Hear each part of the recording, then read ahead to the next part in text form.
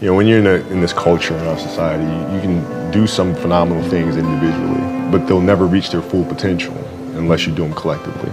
And you have to figure out how to do that. And you know, Phil Jackson was great at it. He wouldn't just coach the team or coach the game, but he'd read everything about every single player. Learn about your history, how you grew up, how you were raised, where were you raised. You know, he'll read every interview and he'll learn about you, and gives him a better understanding of what's motivating you, or what your insecurities are, right? And then it just helps him communicate with you better, or even push a button here if he needs to.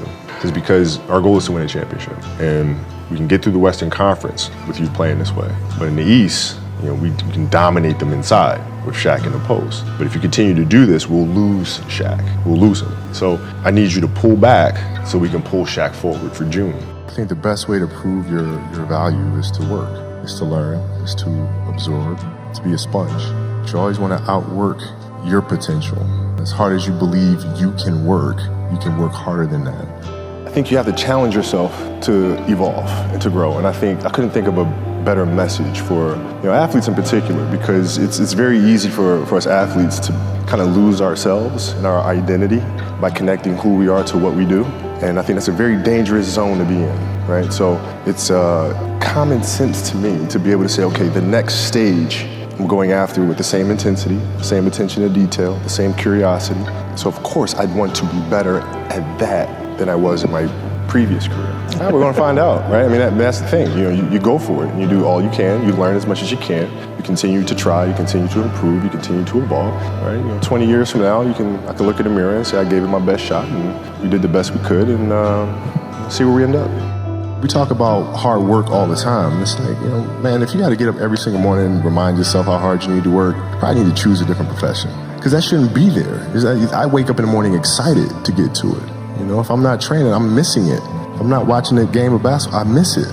There's no place I'd rather be. And if you have that feeling, then you're truly doing what God has put you on this earth to do. I'm not going to rest. I'm going to keep on pushing now. There are a lot of answers that I don't have, even questions that I don't have.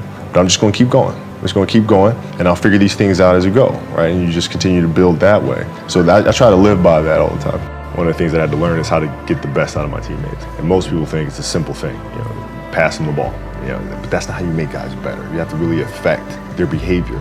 So, like I would tell guys, you got back-to-backs. I don't care if we're in Miami. I don't care if we're in the great city of Chicago. You can't go out. We got to get rest. You play Monday, you play again Tuesday. Guys aren't going to listen, right? You're right. So a few times I said, all right, we'll all go out. We'll go out together. I'll drink with you. But the next morning, I'm banging on your door at 5 a.m. Let's go. I hung out with you. Now you come hang out with me. Wow. This is what we do. All right, let's go. And we're at the gym. We're working out, right? We hit the bus. We go to practice. We play that night. And they're dead. And they're like, lesson learned. Listen, if you're going to do that. But don't let that compromise what we're here to do. This is why we're here. This is why you're here in the first place. Dreams they should be pure. I think a lot of times when we're born into this world, we actually wind up going backwards. And it seems like the more we mature, the more responsible our dreams become. And the more governors we put on ourselves and our ability to dream and to reimagine. And it's always a fight for us parents and for you guys to make sure that your dreams always stay pure. And so it's not a matter of pushing beyond the limitations or expectations. It's really a matter of protecting your dreams, protecting your imagination. That's really the key.